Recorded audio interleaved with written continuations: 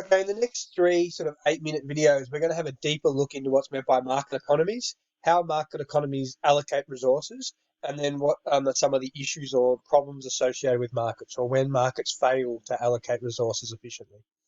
So, first of all, some of the key characteristics of market economies. So, decisions are made by individuals competing to earn, businesses are competing to earn profits. Resources are owned by individuals. Profit, not quotas, is the motive for increasing work. Uh, Competition determines prices and helps keep the quality of products high because firms want to maximize their sales. Individual freedom is really important, and they're also referred to as capitalist economies. People have property rights, so they own their own private property.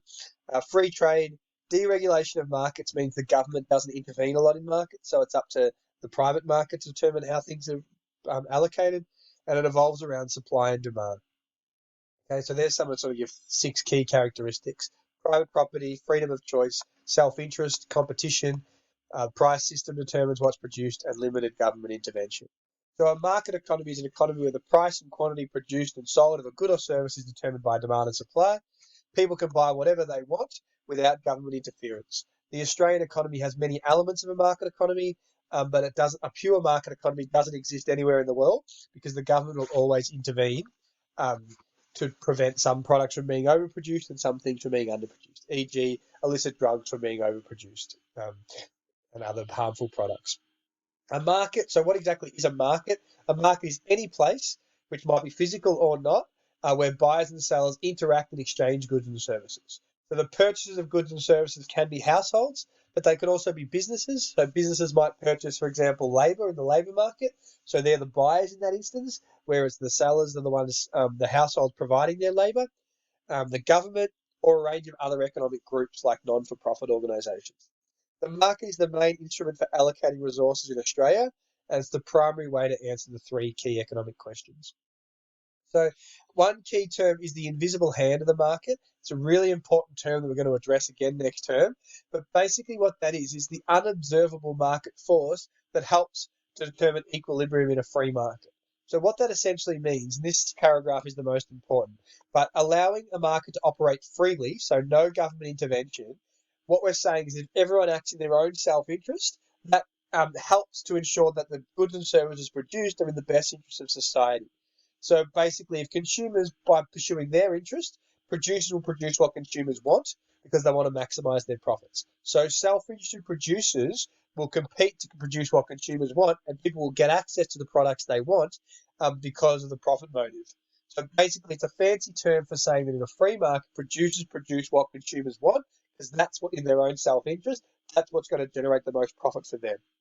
That's what the invisible hand of the market is. That the self-interested producers will produce what consumers want because that's in their best interest in order to maximize their profits.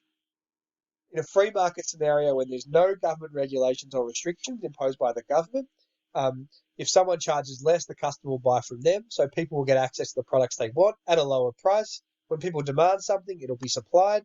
Sellers end up getting the price they desire, and buyers get access to better goods at a lower price. The free market works to produce what consumers want.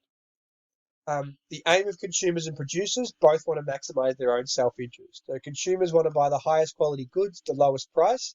Producers want to sell their products at the highest price to maximize their profits. The price that is determined will be a compromise between the buyers and the sellers.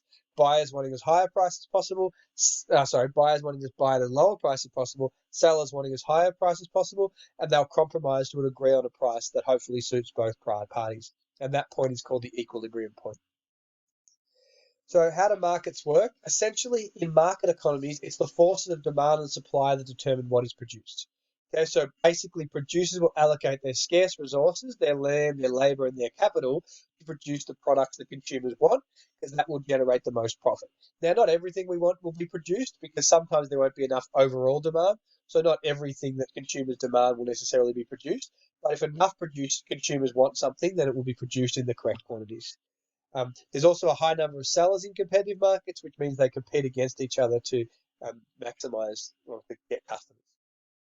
Okay, so now we're going to learn a little bit about the laws of demand and supply and the factors that shift demand and supply. So the law of demand states that all else equal, or ceteris paribus, which means we don't change anything else, As the price of a good rises, the quantity demand falls, and as the price of a product increases, as the price of a product decreases, the quantity demanded increases. So it's inverse relationship. So quantity on your x-axis, the further to the right, the higher the quantity, and price on your y-axis, the higher the price, the higher along the y-axis. So here at a high price, you've got a low quantity on your x-axis. At a low price, point B, you have a higher quantity demand. There's an inverse relationship, and there's essentially some main reasons for that. One, at a higher price, less people can afford products, so there'll be less demand. At higher prices, more people will substitute into other products. So say this was the demand for apples. At a higher price, more people would substitute into bananas. This was the price of iPhones. More people would substitute into Samsungs or other phones. So the higher price leads to less demand because one, people can't afford it. Two, we substitute into other products. And three, some people just don't value it at the higher price. So people can afford it necessarily, might be able to afford it, but may not value it highly enough to buy it at the high price, but they would at the low price. So there's an inverse relationship. The higher the price, the lower the quantity demanded. The lower the price, the higher the quantity demanded. Okay, and when there's a change in the price of a product, so say this was the market for grapes, if the price of grapes changes, so the price of the product you're talking about, so this is the market for grapes, the price increases, we say that demand contracts, which means that the higher price leads to less demand, so we go from Q1 to Q2, and a lower price, so a price of the product itself, in this case grapes, a lower price would lead to more demand, and therefore we shift from Q1 to Q3, and that's called an expansion in demand. So this is a really important point. When the price of a product changes, the price changes, that causes expansion and contractions. When things other than price change, it causes a shift. When the price of the product, this is the market for grapes, the price of grapes changes, we move up and down the curve. The curve does not shift. Higher price leads to a contraction and a movement along the curve to the left, and a lower price leads to an expansion or a movement along the curve to the right.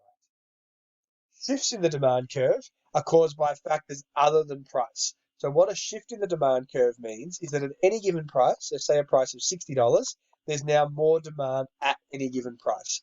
So at the price of 60, there was 500, now there's 600.